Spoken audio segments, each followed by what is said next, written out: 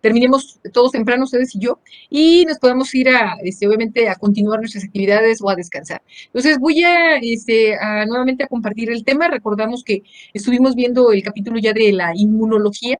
Hemos ido avanzando para algunos de los temas y de los capítulos. Hola, ¿qué tal, chicos, chicas, doctoras? Qué bueno que están por aquí ya con nosotros. Déjenme ver cuántos andamos ya. Estamos 19, faltan algunos de sus compañeros. Y aquí empecemos empecemos nuestra sesión y obviamente estos temas los vayamos poco a poco agotando. Los primeros temas son de relativo bajo contenido, porque pues realmente hay temas muy densos que los veremos ya para el segundo, tercer, obviamente parcial. Por eso la idea de que estos temas que son un poco más cortos, que son un poco menos profundos, pues obviamente los avancemos con mayor profundidad en este tiempo. Y obviamente cuando lleguen los temas pesados, pues tengamos un poquito más de holgura en el tiempo para que no vayamos corriendo, sobre todo cuando son temas ya clínicos, ¿no? Que es lo que a lo mejor nos va a resultar más atractivo. Voy a compartir mi pantalla, espero que hoy tengamos buena señal, que el Wi-Fi no nos empiece a jugar alguna situación. Si vieron, bueno, pues ayer las noticias decían que se había caído el 26 y 27 y ayer todavía un poco más los famosísimos servicios en Telmex. Entonces, bueno, si ustedes eran de ese grupo, pues tuvimos problemas, algunos de ellos, porque, bueno, en algunos lugares o en sus lugares de trabajo, pues sí, Telmex empezó a tener fallas. Vámonos a compartir, chicos, igual si de pronto tenemos dificultad para la conectividad. Vamos a apagar mi cámara y empezamos. Déjenme compartir. Acá está. Ahí estamos. Chicos, me acuerdo que nos quedamos en asma y hasta aquí parece que alcanzamos a llegar porque no, déjenme si no dejo de ver los mensajes.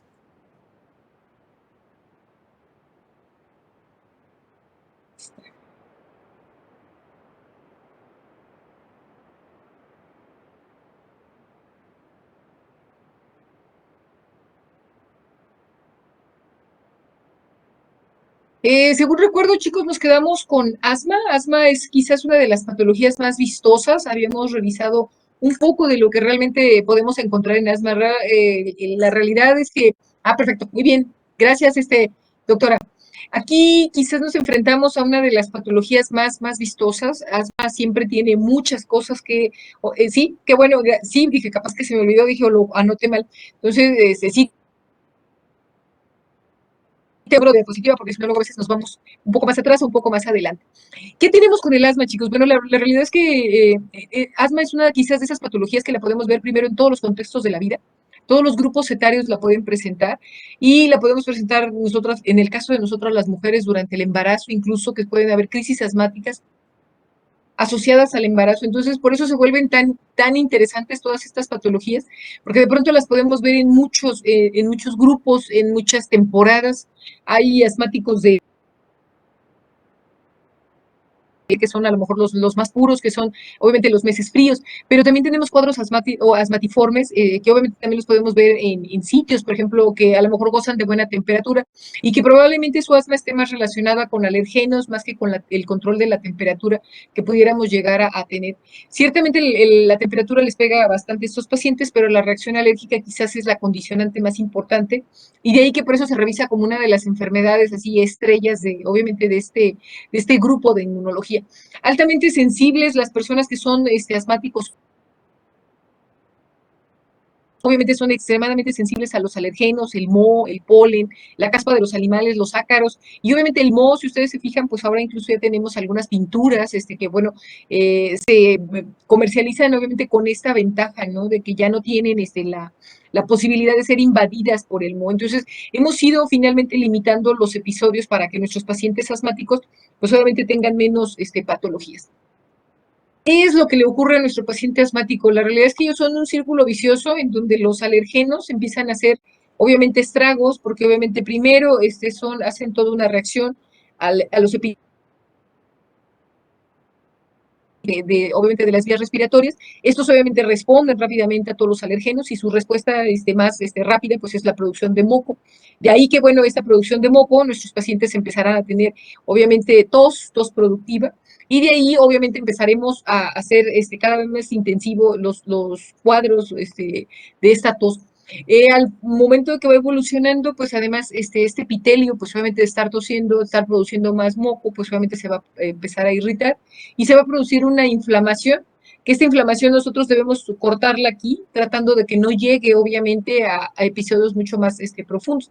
¿Cuál es la etapa que nos da miedo que lleguen y nos preocupa porque hay que tomar medidas extremas? Pues es una broncoconstricción, el paciente puede empezar a hacer colapso, obviamente, de las vías respiratorias y tenemos que incluso llegar hasta el último condicionamiento que sería una intubación. Entonces, nosotros esperamos romper este espasmo, que este proceso inflamatorio disminuya y que nuevamente se vuelvan a permeabilizar las vías respiratorias. Siempre debemos de tratar de mantener el continuo para estos pacientes y obviamente que esta dificultad respiratoria pues obviamente no ocurre. Nos cambiamos de capítulo, chicos, vámonos a la piel. La piel es terriblemente sensible. La realidad es que tenemos una cantidad enorme de enfermedades que ustedes seguramente verán por ahí en la universidad. Pues gozamos de una eminencia que es el doctor Poletti. Él es un experto en la materia en piel y con relativa frecuencia da pláticas precisamente ahorita asociadas con COVID. Las dermatitis atópicas, bueno, alguna vez se la dio, dermatitis atópicas relacionadas con COVID el año pasado, en diciembre, y nos mostraba precisamente cómo se pueden generar dermatitis condicionadas solamente por un proceso viral como lo es el COVID. La realidad es que, bueno, nuestros pacientes llegan al consultorio y generalmente nos presentan estas lesiones que, si ustedes se fijan, empiezan a confluir, el rascado, el prurito, que obviamente puede ser de leve, moderado a severo, y vuelve a ocurrir lo mismo que con los pacientes de asma. Hay que romper el círculo vicioso, obviamente comezón, inflamación y obviamente todas estas lesiones que confluyen. No necesariamente hay una reacción alérgica. A veces por ejemplo, algunos pacientes pues son sensibles, por ejemplo, al pasto, ¿cómo se llama? Algunas telas, por ejemplo, a la lana y cosas de este tipo, y de ahí que por eso se vuelve tan interesante el capítulo de la alergia en la piel. Podemos tener alergias, por ejemplo, de niños, pues seguramente uno tiene demasiado contacto a veces con el piso y con el polvo. Y hay niños que pues, son felices ahí y hay niños que desafortunadamente desarrollan lesiones sumamente importantes y obviamente pues las dermatitis están obviamente condicionadas. Ojo, con esto hay que descartar que no vaya a haber alguna gente, por ejemplo, un escabiasis, o sea, acarillos que se nos meten y que pues obviamente nos dan la famosísima sarna.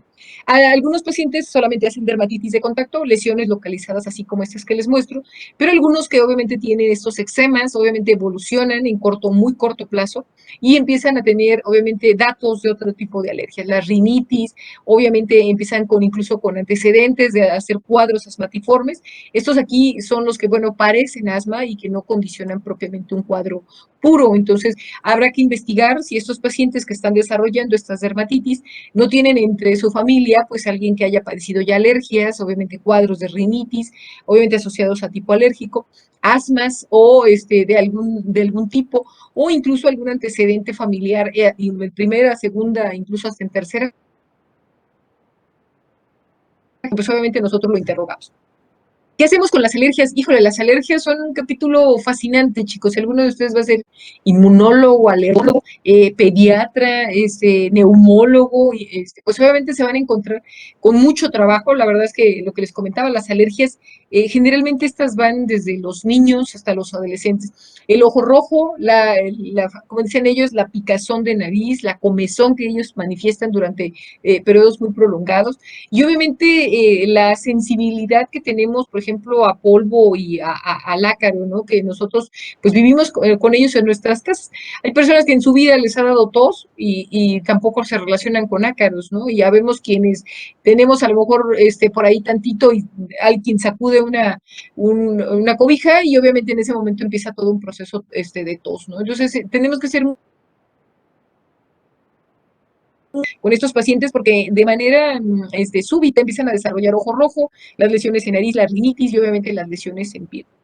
Además, recuerden que las alergias también están asociados a muchos medicamentos. prácticamente todo nos puede hacer daño a todos y puede ser que yo a lo mejor me tome la dosis de algo que a mí me sirve bastante bien y en mi vida me ha dado alergia. Y habrá quien de la primera dosis que se tome le salgan, obviamente, ronchitas y me diga, ¿sabe qué? Me salieron ronchitas, obviamente por el medicamento. Cuando los ponemos en un largo listado, chicos, estos los vamos a ir desglosando en nuestro temario. ¿Se adquieren en dónde?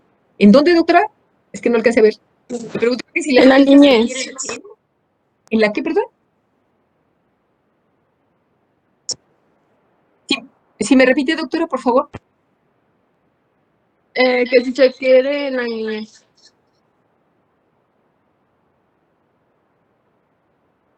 Ay, no le escuché, doctora. Aguánteme. Ay, la niñez. Sí, ya, perdón. Es que no le entendí la palabra, doctora, perdone. Yo error porque de pronto la dejé de oír a usted. Sí, su compañera nos pregunta que si muchas de estas alergias las podemos adquirir en la infancia. Sí, de hecho, muchas de las alergias, los pediatras, algunos pediatras estrictos o muy estrictos, incluso al momento del nacimiento, nos hacen observaciones sobre la intolerancia, por ejemplo, a ciertos lácteos. Y esto es porque, bueno, a veces incluso solamente el seno materno, hasta donde sabemos, es el único que no nos da alergia. Pero el resto, por ejemplo, de las leches y sobre todo cuando tenemos el consumo asociado de leche de vaca, pues obviamente se ve relacionado, obviamente, con cuadros de alergia. Nosotros no deberíamos de darle leche de vaca a nuestros bebés, por eso hay leches maternizadas, porque ya desde ahí los pediatras nos dicen que podemos nosotros generar reactores. Y bueno, estos niños, antes de etiquetarlos con alergias, hablamos perdón, de asma, por ejemplo, que pudiera ser de la infancia. Nosotros lo correcto es que los etiquetemos como niños reactores, ¿no? Estos que pues, son niños que obviamente van a reaccionar a alguna sustancia y ser muy cuidadosos. Sí, porque son más susceptibles. Los niños son más susceptibles. Recuerden que todos el género masculino, en el cromosoma número 11, hace como 25 años, descubrieron que los chicos, los varones, eran mucho más sensibles a todos los procesos de tipo neumológico, a diferencia de nosotras las mujeres. Está perfectamente determinado en qué porción específicamente del cromosoma 11 se encuentra esa, pues vamos a decir, una deficiencia y los vuelve más vulnerables. Pero ¿por qué las desarrollamos? Una, el factor herencia tiene mucho que ver. Dos, el lugar en donde nosotros estemos. Y tres, decía uno de mis maestros que hay algo que no dice el libro, ¿no? Pero si ustedes se fijan, por que viven en la calle o caminan todo el día en la calle, con todos sus chiquitos, estos grupos que a veces los encontramos en algunos de los cruceros, y esos niños no son asmáticos, ¿no? Esos niños no les dan alergias, esos niños se la llevan bastante, bastante bien. En cambio, nosotros, decía mi maestro, el peor niño para hacer alergia es el hijo del pediatra, ¿no? Entonces, pareciera ser que a veces cuando nosotros cuidamos más a nuestros pequeños y los evitamos que se correlacionen con algunos de estos alergenos, pues obviamente los volvemos incluso más sensibles. Pero sí, los niños son bastante, bastante sensibles. Ya verán el capítulo en pediatría y después lo van a ver directamente en alergia porque ustedes los van a abordar en dos grandes grupos de trabajo. ¿Qué hacemos con esta larga lista, chicos? Todo nos hace daño, ¿no? Al contrario, doctoras. Aves, sí, pues obviamente los famosísimos cotorritos australianos, estos que se ven hermosos. Bueno, pues estos fueron satanizados hace 30 años, 50 años, y las abuelas decían que no te acercaras cuando ellos estaban sacudiendo o se estaban, obviamente, ahí, expulgando, ¿no? Acuérdense que además ellos, también, pues son portadores de estos que son los que viven en sus plumas. Entonces, bueno, hay todo un tema con las aves. Insectos, pues obviamente todos los que manipulan granos o los que trabajan directamente en el laboratorio. Y después de ahí, si ustedes se fijan, viene toda la lista de alimentos, por ejemplo, harinas, café, tabaco, la cerveza, ¿no? Que pues uno diría, bueno, ¿y todo eso cómo, no? Bueno, pues seguramente todos en algún momento pudiéramos llegar a hacer alguna de estas alergias. Y si ustedes se fijan por acá abajo, pues obviamente también tenemos a los mariscos. Los mariscos, hasta donde los pediatras nos dicen y los alergólogos también tema. Ellos dicen que no deberíamos de comer nosotros ningún marisco hasta avanzado el año de edad y en algunos niños en donde se detectó, por ejemplo, alergia a algún producto, lo ideal es que nos vayamos un poco más, 18 meses, 2 años, obviamente para tratar de que no vayan a tener alguna de estas alergias no relacionadas. Ni un aguachile, no, ni uno de esos, no, la verdad es que las fresas, sí, esas son las frutas. En las frutas, chicos, está el kiwi, las fresas, están todas las semillas que son las nueces, las almendras, los cacahuates, no se diga.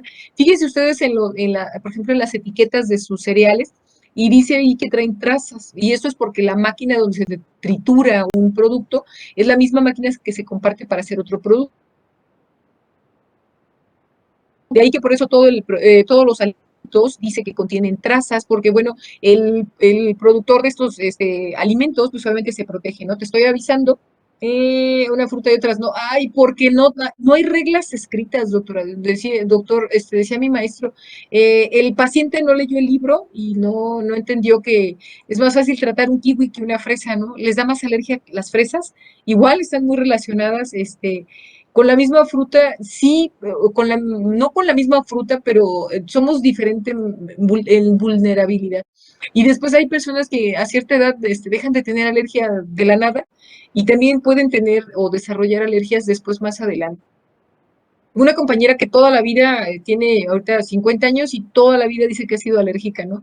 Y sus alergias le dan, decía ella, incluso hasta si me siento triste o si me siento, ¿cómo se llama? Alegre, ¿no? Entonces decía, me siento triste y me da más alergia. Está muy documentado eso, ¿no? Se nos bajan las defensas cuando estamos deprimidos, ¿no? Y podemos documentarlo incluso hasta con linfocitos. Entonces, bueno, hay quien dice que, bueno, si se me deprimo, si trabaja además, alergia a la tristeza, sí, algo por ahí va, exactamente, doctor. Entonces, cuidado, chicos, porque la verdad es que todo nos puede dar realmente alergia. ¿Cómo vemos a los pequeñitos? Yo creo que el grupo de la alergia, pues siempre al trabajo, bueno, también es de repente, ¿no? Y cuando son después de las 4 de la tarde y en viernes, pues más. Entonces siempre nos genera ese contexto. ¿Qué pasa con las alergias en los niños? ¿Cómo nos enfrentaríamos, por ejemplo, en un servicio de urgencias, en una consulta, obviamente que recibe a todos estos pequeñitos? Y bueno, una parte de ellos pues llegan incluso con lesiones en donde nosotros vemos el eritema, vemos la inflamación, vemos los ojos rojos, estas tosis palpebral, ven este ojo bien abierto y este ojo que está, obviamente, su párpado caído. Y obviamente también es evidencia. Algunos, por ejemplo, llegan y traen estas lesiones en la piel y pueden ser porque algunos pueden ser generados incluso hasta por picaduras. Aquí hace algunos años tuvieron bueno, 3 casos, 3 hermanitos, que pues lamentablemente estaban solos en casa y vieron obviamente panal, ahí colgado en su casa y pues al más grandecito, se le hizo fácil darle con un palo para que se cayera y pues ya se imaginarán el desenlace de estas abejas, obviamente molestas, ¿no? Eh, las abejas, incluso, por ejemplo, en uno de mis compañeros le tocó hacer intubación de uno de ellos porque llegaron los 3 hermanitos, afortunadamente un vecino los alcanzó a ver, y obviamente había lesiones y había abejas muertas incluso en el tracto respiratorio, incluso aún durante la misma intubación. Obviamente uno de ellos, el hermano más chiquito, fue el que falleció, los 2 hermanos obviamente se fueron a, ¿cómo se llama?, a Guadalajara y ahí estuvieron recuperándose precisamente de toda esta galáctica severa. La verdad es que cuando veamos un panel de estos, pues siempre hay que quitarlo, siempre hay que pedir apoyo. Si no lo sé hacer, mejor lo pido, porque vienen obviamente los de protección civil, las bañan de jabón y las recogen con bolsas, y ellos vienen con todo el equipo, entonces uno no tiene por qué arriesgarse. Esto aquí lo que sucedió, bueno, fue que seguramente el adulto responsable no lo vio, no lo quitó en el momento, y estos chiquitos, pues se les hizo fácil moverlo y pum, que se cae y pues ya se imaginarán el show. Afortunadamente, bueno, de los 3 que pudieron haber fallecido, nada más falleció el más chiquito. El chiquito él me decía que en el cuerpo había más de 20 lesiones por picaduras y obviamente la hermanita, que era la del medio, pues había tenido incluso lesiones muy severas, sobre todo en la zona de la tráquea, la laringe, ¿no? Entonces, puede ser algo muy grave y aunque ustedes no lo crean, a veces necesitamos tan solo, decían, entre 3 y 5 picaduras de abeja para realmente colapsar con nuestra vida. Entonces, hay que ser muy cuidadosos, por eso aquí cuando vemos eh, estos panales, pues hay que ser muy cautos y sobre todo pedir ayuda a alguien que lo sepa hacer. Aquí me iba a quedar ayer, chicos, así que bueno, pues le voy a seguir un poquito más. Hasta aquí, chicos, voy a dejar de compartir esta primera parte que les he estado presentando, pues son parte de lo que nosotros veremos como clínica, ¿no? Si yo les digo todas las inmunoglobulinas, las citocinas y cosas de estas, pero no las correlacionamos con alguna enfermedad, pues obviamente se vuelven poco atractivas. La realidad es que cuando ustedes ven un paciente de estos y yo les voy a decir, pues mira, este chico, por ejemplo, este pequeñito que llegó a urgencias, bueno, traía las inmunoglobulinas, traía las citocinas, traía obviamente elevadas las interleucinas, bla, bla, bla. Probablemente ahí lo podamos ver. Y obviamente también correlacionamos, por ejemplo, un frotis. Va a traer elevados los leucocitos, va a traer elevados los mastocitos, va a traer elevados obviamente los... Entonces ahí es cuando se vuelve interesante. Lo de pájaro, chicos, yo creo que sí, como para que les, pues cuando menos para que les resulte más atractivo ver pacientes de inmuno, ¿no? Chicos, hasta aquí dudas, quejas, sugerencias, segurísimos, nada, nada. ¿Qué? Todo bien, doctora. Ok, gracias. Sí, está descrito, doctora, alguien me preguntaba aquí, me comentaba el hecho de tener, por ejemplo, las alergias a las manzanas. Se supone que las manzanas son de las menos alergénicas. De hecho, si ustedes se fijan, el Gerber lo hacen de 4 sabores, que son los básicos para empezar a entrenar a los bebés, ¿no? Que aunque no los deberíamos de utilizar, la realidad es que el mundo consume mucho Gerber. Y los más ricos en sabores, pues son obviamente la manzana, lo que le damos, después les damos pera, les damos durazno, y obviamente les damos zanahoria, les damos chícharos, que son aquí a lo mejor de los más frecuentes. No había escuchado de manzana, debe ser interesante, valdría la pena saber si es a un tipo específico de manzana, o lo que una vez uno de mis maestros nos decía, era si estas manzanas eran condicionadas en ornato. Si ustedes van y compran al mercado manzana, pues hay manzana más chiquita, que además en su casa si la dejan ahí guardada 5 o 7 días, todas se hacen todas pachichas, todas feas, y terminan putrefactándose. En cambio, las manzanas, por ejemplo, cuando las compramos de supermercado, esas rebasan los 8 días, los 10 días, y se mantienen relativamente con buena condición. Seguramente muchos de todos estos productos, obviamente que nosotros obviamente les incorporamos, pues obviamente son la razón, ¿no? De que a lo mejor probablemente haya sensibilidad a la manzana. Propiamente a lo mejor no es la manzana, sino con lo que precisamente, obviamente pues ese producto, ¿no? Desde el momento los pesticidas que se pudieran utilizar, obviamente pues para que no se echen a perder. Por ejemplo, cuando van a viajar mucho tiempo, pues obviamente son manipuladas, ¿no? Para que puedan obviamente llegar con buena calidad. Probablemente a lo mejor no sea propiamente la manzana, valdría la pena considerar la duda y empezar a investigarlo, porque bueno, es interesante. Chicos, voy a seguir compartiendo, porque si no, me pierdo, yo empiezo a platicar de lo que sigue. Bueno, vámonos con algunos conceptos y definiciones, chicos, y vamos a ver algunas de las células. Vamos a indagar un poco este capítulo, está subdividido en 4 grandes capítulos: conceptos clínicos, conceptos generales, obviamente algunas de las moléculas que, bueno, nos asomamos ya para verlas, y obviamente tenemos que revisar al grupo de las células. Y finalmente veremos los reservorios en donde estas células, obviamente, se encuentran ubicadas. Entonces, voy a ir avanzando. Igual si tienen alguna duda, ustedes con toda confianza me interrumpen, eso no lo vimos o no lo entendimos, y obviamente hacemos un corte comercial y ahí lo agotamos el tema. ¿Cuál es el concepto más importante de inmunología que nos vamos a llevar, chicos? Ya vimos que las personas reaccionan a cosas extrañas, a polen, a moho, a animales, a venenos, a tóxicos, a medicamentos, a alimentos, etcétera, etcétera. ¿Cómo podríamos definir a la inmunología, chicos? Es distinguir lo propio de lo extraño cuando entran a nuestro cuerpo a través de diferentes moléculas. Y estas moléculas obviamente pueden despertar toda la respuesta que ya comentamos en las diapositivas previas. Pero también tenemos células ajenas o potencialmente nocivas, obviamente, a nuestro cuerpo, que también por ahí las vamos a estar visualizando quizás en estos poquitos de diapositivas que les voy a presentar. Reconocer cómo se destruyen estas células anormales es algo fascinante. Toda nuestra vida nos ha preocupado porque hay personas obviamente que tienen mayor susceptibilidad para alojarlos. Nosotros somos obviamente el huésped, y de ahí que bueno, pues nuestro queridísimo SARS-CoV-2, pues debe de haber algo también en nuestra inmunología. Prueba de ello es de que hay personas que se han contaminado 3 veces han sido vacunadas y obviamente, pues, ¿qué me decía un compañero? Pues yo puedo ir por la cuarta o la quinta, me dijo, "No, capaz que nunca voy a alcanzar las famosísimas titulaciones de anticuerpos. Reconocer a las moléculas, chicos, los antígenos, le vamos a poner AG, ¿sí? Para poderlos identificar. Entonces, váyale poniendo por ahí una palomita, ¿qué es la definición de inmunología? ¿A qué le llamamos antígeno? Que es una molécula que reconocer o ser reconocida por el sistema inmunológico. Entonces, ponele ahí porque esas obviamente son preguntas básicas, ¿no? Cuando nos pregunta alguien, oye, ¿qué es un antígeno? ¿Es mío o es ajeno? ¿No? De ahí su nombre. Ahí les pongo unas cantidades, chicos, nada más para que ustedes se den cuenta. En el adulto hay poco más de 10 a la 22 células, quiere decir que es el 2% del peso total corporal del que tengan ustedes.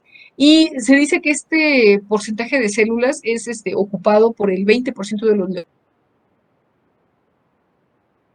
Quiere decir que si yo en este momento tuviera la oportunidad de sacar en un bote todas mis células, pues estaríamos hablando primero de 10 a la 22, son un mundo de células. Y si las pusiéramos en peso, pues es el 2%, de los cuales el 20% son leucocitos. ¿Quiénes son la familia de los leucocitos? Bueno, pues macrófagos, neutrófilos, basófilos y todos los que ustedes ven aquí. La realidad es que es toda una familia, aquí son primos, primos hermanos, primos lejanos y primos inmaduros, primos maduros, y obviamente ahí es donde los podemos ver a todos. ¿Cuáles son todas las actividades que hacen? Pues todas las que ustedes pueden ver aquí a lo largo de todo este cuadrito. Este cuadrito me gusta mucho porque está con muchas cosas, porque me da respuestas, me da productos, mecanismos de reconocimiento y obviamente células, entonces uno de pronto las empieza a ver y uno dice, realmente son impresionantes la capacidad de cosas que pueden hacer estas celulillas. ¿Cómo nos defiende nuestro cuerpo? Híjole, ahorita no me acuerdo, doctora, pero prometo mandárselos. Eso se los mando yo generalmente en un PDF para que no se distorsionen y ustedes la puedan tener ahí como acervo para su revisión. No, no se preocupe, doctora, esas yo se las incluyo para que ustedes las tengan y las mando generalmente en un PDF para que no se distorsionen a la hora de que ustedes los teléfono, ya en el PDF, pues es muchísimo más sencillo abrirlos. Ok. La piel, la córnea, la mucosa de todos los aparatos donde podamos encontrarlos, que es respiratorio, digestivo y urogenital, son altamente sensibles, chicos. Ahí, en teoría, y digo en teoría, chicos, tenemos barreras físicas, el pH, las cantidades de moco que producimos, la estructura anatómica, la distancia anatómica que se tienen entre espacio y espacio, y todo eso al final terminan siendo barreras, obviamente, físicas. En las químicas tenemos a los pHs, algunas sustancias que por aquí van a empezar a salir un poquito más adelante.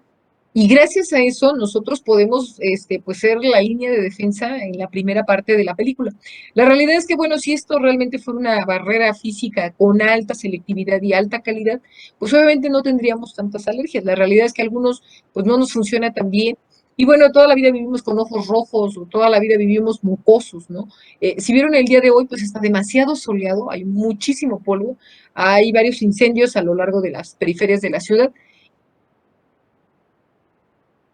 Si hay polvo, pues también empieza a flotar nuestro queridísimo polen y acuérdense que también empieza a circular, pues obviamente materia fecal de bípedos y cuadrúpedos. Así que bueno, al final nuestras barreras físicas pues son obviamente expuestas, ¿no? A numerosísimas cosas. ¿Qué hacemos con nuestro primer contacto, chicos? Hace rato veíamos los eczemas. Bueno, el primer lugar donde nosotros vamos a tener después de nuestro rostro, ojos, nariz, conjuntivas, pues es nuestra piel. Nuestra piel, hay personas, por ejemplo, que saben que padecen esta realmente traen manga larga, procuran traer un poquito la ropa más cerrada, a veces traer 2 capas de ropa precisamente para no tener lesiones, por ejemplo, por el sol, por quemaduras, o incluso porque se les paró un insecto, ¿no? Hay quien les hace muchos estragos un insecto que los pica, y obviamente por eso tienen tantos manifestaciones o tantos cuadros así dermatológicos. Aquí, si ustedes se fijan, pues se ven todas las uñotas, porque aquí tiene uno, aquí tiene dos, tres, cuatro, que son precisamente todos esos araños que nuestro paciente condiciona. Cuando recibimos a los pacientes, pues obviamente hay que quitarles la comezón. El paciente llega muy enojado y los niños llegan llorando y en una situación que a veces no nos permiten revisarlo. Hay que rápidamente refrescarlos, hay que empezar a disminuir estos cuadros de alergia y hay que empezar a interrogar qué fue lo que lo causó, obviamente para minorarlo y obviamente limitarlo en el mejor de los casos de manera efectiva. Y nuestra piel, nuestra epidermis, los sitios queratinizados, pues también son sitios en donde además, pues obviamente nuestro rostro, por ejemplo, en estos sitios, pues obviamente tenemos glándulas sebáceas, glándulas sudoríparas. Entonces ustedes agreguen la ahorita que tenemos los cubrebocas y que los traemos, por ejemplo, los que todo el día tenemos que traer los KN95, pues estos son obviamente mucho más efectivos en el aislamiento cuando andamos en la calle, pero también obviamente si anda uno en la calle, la gente, si ustedes se fijan, pues tiende uno a quitárselos porque la verdad es que empiezan a irritarnos. Recordarán que hace prácticamente 2 años empezó la variante y los dermas les fue re bien porque tenían los famosísimos acnés, obviamente, del cubrebocas, ¿no? Que obviamente nos empezó a generar problemas. En invierno, pues es muy a gusto traer el cubrebocas, pero en verano, en donde aparte voy a sudar y voy a producir este sebo, pues obviamente puedo hacer todas estas dermatitis. ¿Quién llega y responde rápidamente? Pues obviamente veremos por ahí los receptores de IG y obviamente nuestros mastocitos que rápidamente harán presencia en estos lugares. Sustancias, chicos, bueno, pues obviamente el ácido láctico, ácidos grasos propios, porque no todos tenemos el mismo pH. Prueba de ello es de que algunos somos piel seca, piel normal, o que es que normal, y tenemos las pieles grasosas. Hay quien en su rostro tiene rostros mixtos, porque hay entonces, de ahí que, bueno, por eso las dermatitis o las lesiones en epidermis, pues obviamente se vuelven bastante interesantes. ¿Cuáles son las células que participan en la piel, chicos? Porque el capítulo de la piel, los dermas se vuelven, pues obviamente asiduos de muchos pacientes, porque obviamente identificamos precisamente eso, lesiones en donde si yo le hiciera un frotis, por ejemplo, a este chico que se está descamando, pues podríamos ver mastocitos, linfocitos, obviamente células de Langerhans, que son las presentadoras al final, pues todas estas células residen ahí viven, ahí siempre han estado. El problema es que nosotros obviamente las despertamos y después a la hora de despertarlas ya no sabemos qué hacer después con ellas. Entonces, bueno, incluso hasta tengo 2 o 3 compañeras por ahí que se dedican, son nutriólogas y aparte son cosmiatras, y decían, no tienes idea de la cantidad de acné que se desarrolló precisamente por el uso de los cubrebocas. Ustedes me van a decir, bueno, hay quien usa bicapa, monocapa, los tricapa, los lecaseros, obviamente los KN95, los N95, etcétera, etcétera. Este cuadrito también se los comparto, chicos. Me lo encontré también por ahí en alguno de a veces de los PDFs que voy revisando. Y si ustedes se fijan, habla de 2 grandes grupos de trabajo, inflamación crónica e inflamación aguda. Habíamos visto hace un momento cómo cuando nos invade, por ejemplo, alguno de los epitelios, predominantemente el respiratorio, pues la secreción de moco pues condiciona precisamente todo el cuadro ese que habíamos mencionado. Y dentro de eso, algunas de las sustancias que podemos aquí rápidamente identificarlas, histaminas, prostaglandinas, leucotrienos, y obviamente las quimasas que también por ahí las vamos a encontrar. A estas, algunos autores, en lugar de ponerle Q, que es bueno, nuestro castellano, le ponen K y hay quien le pone C. Entonces, a veces, por ejemplo, hay grupos chilenos que ocupan, o grupos argentinos que ocupan otras letras, pero bueno, al final son las mismas, nada más es la forma en la que las identificamos. ¿Qué es lo que hago si yo despierto toda mi alergia y además tengo alguna de estas células de leucocitos activa? Pues obviamente voy a la farmacia y le digo al farmacéutico que me dé un antihistamínico para romper obviamente toda esta cascada de eventos y en el mejor de los casos una loratadina, una desloratadina, la fexofenadina y todas las que ustedes se puedan imaginar por ahí porque cuando uno va con el farmacéutico, ellos hacen gala de que saben más farma que nosotros y de pronto me dice, ¿y de cuántos miligramos? ¿Y de cuántos? ¿Y de cuántas pastillitas? Y como son de venta libre, pues cualquiera de nosotros puede ir a comprarlas. Así que al final, estos cuadritos hablan de cómo podemos nosotros evolucionar, cómo hacemos el remodelaje de los tejidos y eso obviamente que vamos generando también ahí lesiones. La córnea es uno de pues obviamente una de esas estructuras anatómicas que con relativa frecuencia se puede lesionar. Y ustedes vean, pues además de la hiperemia conjuntival, obviamente las lesiones que se generan sobre esta vascularidad tan fina y obviamente toda la irritación que puede condicionar a nuestros pacientes. Algunos les da ojo seco, algunos les da las epíforas, que son todo este lagrimeo constante a lo largo del día. Y aquí lo malo es que, bueno, todas estas lesiones, pues además pueden generar que tengamos menos calidad en la defensa contra algún organismo. De ahí que por eso tenemos que tener mucho cuidado con estos sitios. Las mucosas, chicos, hablábamos de los tres grandes sitios, ahí pongan una palomita. ¿Cuáles son las mucosas que se ven invadidas? Pues respiratorio, digestivo y urogenital, que son específicos en donde precisamente pues, intentamos que nuestra... mm, esta, ¿sí? ¿Listo? Ok. Bueno. En este, al contrario, doctor, ¿qué es lo que nosotros vemos, chicos? Que bueno, hay sustancias ahí. ¿Cuáles son las sustancias antimicrobianas que nos protegen como primera barrera de defensa? Hablábamos de las físicas, ahora estamos hablando de las químicas.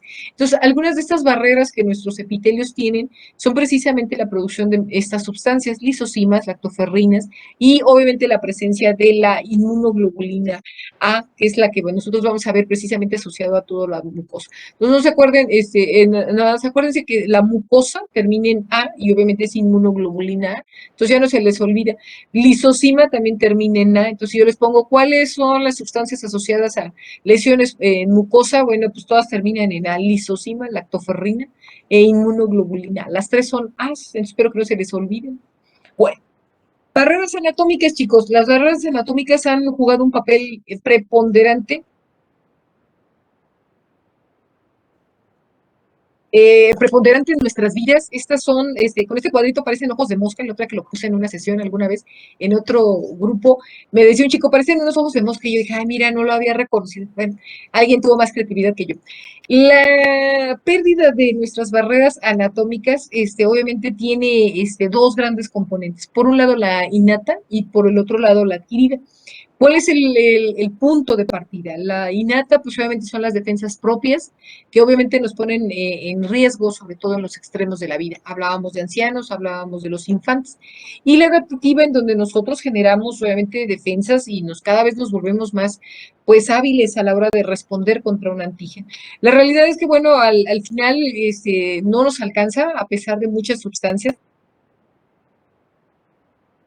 aquí, todo de lo que nos valemos, porque pues a veces no es tan fácil decir, ah, pues ya me infecté y ya la resolví. No, a veces para que nuestro organismo logre tener una buena respuesta, pues obviamente necesitamos sustancias, por ejemplo, como el complemento, las citocinas, o incluso las famosísimas de reactantes de fase aguda que participan en ambos eventos. Esta imagen también se las comparto. ¿Qué hacemos con los reactantes de fase aguda cuando están positivos? ¿Los puedo pedir al laboratorio? Sí, ya los tenemos de manera comercial. La verdad es que yo les puedo pedir N cantidad de y en un cuadrito como este, a lo mejor no le voy a pedir obviamente todo porque el paciente se va a quedar pobre, pero a lo mejor sí puedo pedirle a lo mejor 2 o 3, los que yo considere más, que evidencien más, obviamente, la enfermedad de mi paciente. La realidad es que pues hacer todas las pruebas para fase reactante son caras, no todos los hospitales, por ejemplo, en el sector salud lo tienen, y cuando el paciente se lo pedimos en la priva, pues obviamente es carito. Entonces, hay que considerar, pues si yo sé que ya tiene, obviamente, algunos, pues a lo mejor pedir 1 o 2 nada más para orientarme o para guiar mi camino, pero no pedirlos todos, no es necesario. ¿Qué más aumenta, chicos? Bueno, hay cosas, por ejemplo, más económicas, son más sencillas y de hecho nosotros vamos a hacer nuestra práctica.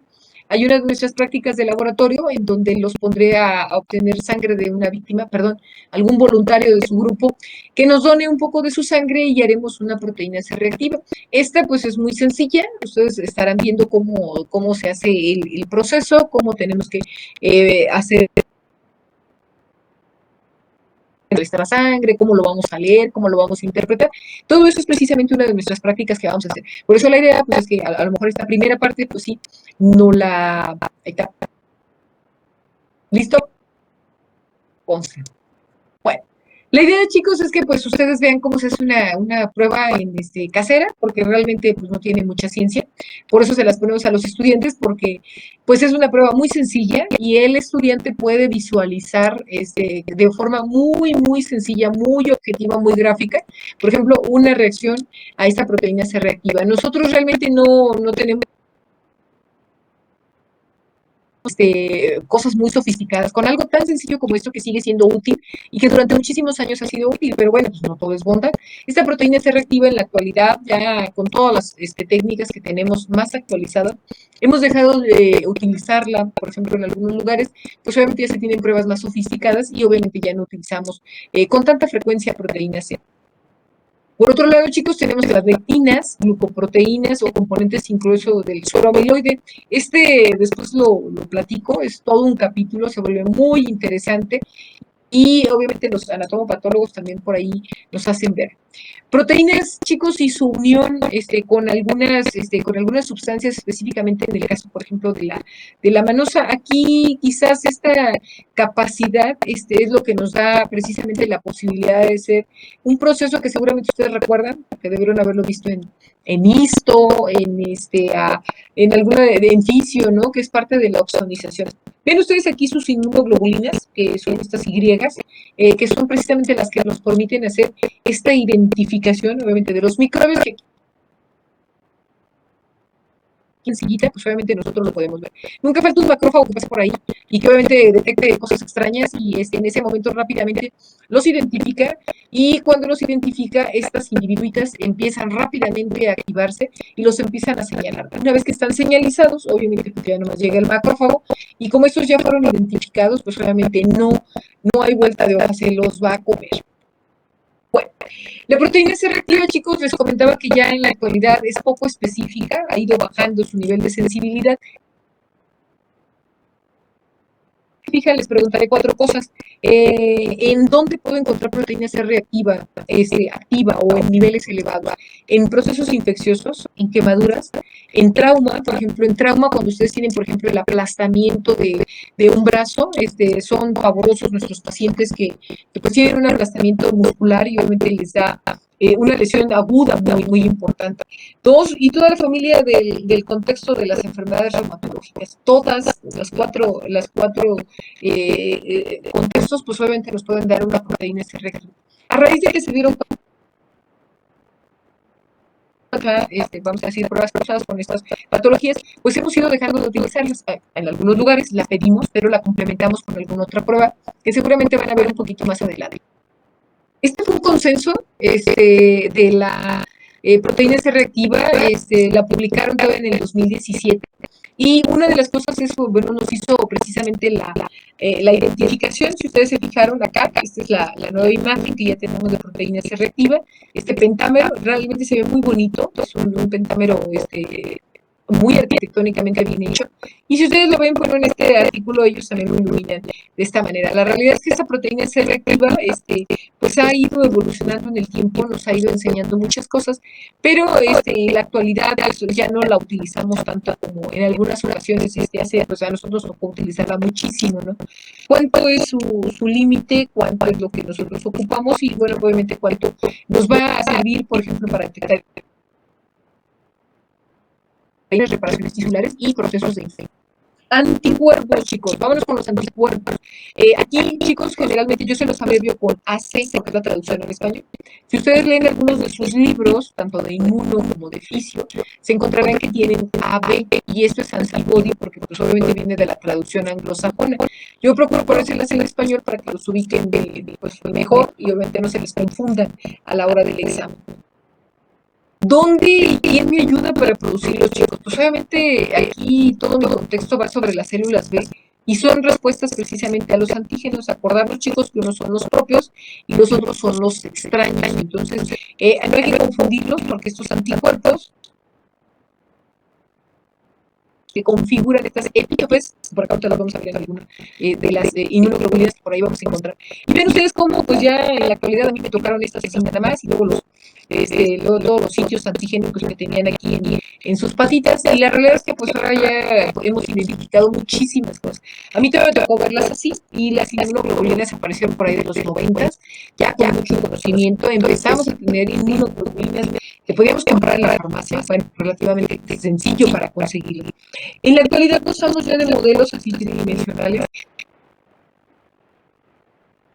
Estas estructuras obviamente tan complejas, pues en la actualidad ya podemos visualizarlas de molécula por molécula, ya no las vemos así, se siguen obviamente ejemplificando de esta manera por la forma más sencilla, pero la realidad es que estamos en este tipo de modelos en donde ya las podemos visualizar con extrema precisión y podemos incluso ubicarlas hasta por los azúcares que contienen, los ácidos nucleicos que presentan, etcétera, etcétera.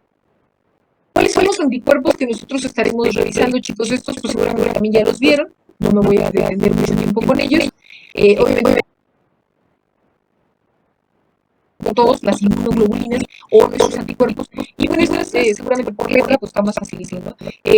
La letra A, que la vimos con los epitelios, y por aquí anda, ¿sí? Después tenemos a la E y obviamente la G, que pues obviamente yo creo que es la más famosa, la gigantona, que pues obviamente sigue siendo nuestra queridísima IgM, porque pues este es un pentámero, es muy vistosa, y si ustedes se fijan, pues al final mi estructura chiquita que es un momento, pues lo puedo hacer yo ensamblando hay una IG secretora en donde yo tengo precisamente estos dos espacios en donde yo puedo ubicarla.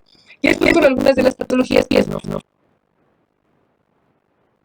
sí, si no las veremos en acción. Y lo más importante, ¿no? Realmente cómo interpretarlas, ¿no? A mí no me sirve que me diga el laboratorio, fíjate que sí tiene inmunoglobulina y le pediste el nivel, pero pues, y eso cómo lo voy a interpretar, ¿no? Que es finalmente lo que nosotros debemos hacer. A mí me tocaron todos los esquemas, chicos, cuando lo mejor que nos podíamos imaginar eran sus 4 cadenas, obviamente sus 2 cadenas ligeras, sus 2 cadenas pesadas, y obviamente cómo estaban unidas por sus puentes de sulfuro. Les estoy hablando de los 90, que bueno, cuando uno iba a la universidad, pues esto era, así como que lo más grande que teníamos, ¿no? ¿Por qué? Porque eso nos sirvió para conocer los sitios de anclaje, en donde iban a, obviamente, enlazarse los antígenos con los anticuerpos. Entonces, por eso se volvieron, obviamente, tan famosas, y en algún momento, gracias a ellas, pues pudimos hacer cosas interesantes. ¿Cuáles son los 5 tipos? Yo creo que esa no deben de tener problemas si se las pregunto en el examen. Sí, póngale ahí la palomita, aprender de los 5 anticuerpos. Sí, sí. Ahí está. Bueno, ¿cuáles son los 5 tipos, chicos? IgM, IgG, IgA, IgE. Y con esto ya podemos nosotros clasificarlos. ¿Por qué se han vuelto, al contrario, por qué se han vuelto tan famosos, chicos? Porque todo nuestro COVID, esto nos obligó a volverlas a estudiar, porque seguramente algo lo sabíamos, y obviamente la pregunta obligada, chicos, ¿quién es el pentámero? El pentámero nada más hay uno, es la IgM. ¿Quién es mi dímero? Acuérdense que acá la vimos, el dímero es la IgA. Y en el caso de los monos, sí, son IgD, IgE e IgG. Entonces, dímelo y dímelo, Anita. Si les dice que se lo digan a primero, y esa Anita no se puede perder. Y Peita tiene 5, nada más hay una que sí, que es la gigantona, la más vistosa. Y, sí, claro, monómeros, sí, IgD, IgE e IgG. Y el dímelo, ¿vale? Dímelo, que yo las tenía que aprender a decir, me confundían. Y a la hora del examen, no las de a más respuestas. Entonces, el dímero de la inmunoglobulina es A. Entonces, si yo les pongo de cuerpos en médica, pues nada más hay una de la IgA. Y si les pongo estructura de anticuerpo en forma tridimensional pentamétrica, pues obviamente sí, con eso las podemos nosotros ubicar. Según la clase, chicos, ¿cómo las vamos a dividir? Estoy viendo aquí, yo luego me emociono y me sigo. Estamos a 2, 3 minutillos. Clases que se definen aquí, vienen algunos subtipos. La realidad es que muchos de nuestros compañeros que se dedican a hacer investigación tienen todos estos sitios en donde vienen todas las zonas de los puntos en donde incluso se habla ya actualmente. Decía yo, no puedo identificarla, y ahora tenemos fotos de este tipo que les podemos visualizar, es hermosos. Y bueno, hemos ido aprendiendo a entender, ¿no? Cómo funcionan, por ejemplo, esos sitios de bisagra, cómo funcionan todos los espacios que se colorean aquí, y que tienen secciones, que tienen subtipos, le pusieron obviamente las letras del alfabeto griego, y obviamente hemos visto que estas, por ejemplo, hay patologías en hematología, en donde nos sirven mucho estas inmunoglobulinas, por ejemplo, en los mielomas, en las gamma-globulinias, porque bueno, obviamente ahí tenemos las fracciones kappa y lambda, que ya seguramente las llegarán a ver por allá en el mapa. Chicos, voy a dejar hasta aquí porque si no me emociono. Y ahí está. Chicos, hasta aquí. Quejas, sugerencias, observaciones, preguntas, dudas, ¿no? Capaz se durmieron y me di cuenta. Suele ocurrir. Bueno. Chicos, estamos rayando prácticamente las... Perfecto, ya había cuando una manera por ahí estaba despierta. ¿Qué vamos a hacer, chicos? Vamos a tomar un pequeño descanso. Gracias, doctor. También, uno más que está despierto. perfecto. Gracias, chicos. Vamos a tomar un pequeño descanso. Gracias, doctora. Ya los vi, ya los despertaron a los. Muchas gracias, doctor. Qué bueno que presentes aquí conciencias reactivos. Vamos a tomar un descanso, chicos, si les parece muy bien. Gracias, doctora. Por ahí también me hicieron favor de colocar levantar las manitas. Hay una manita levantada, doctora. Díganme a sus órdenes.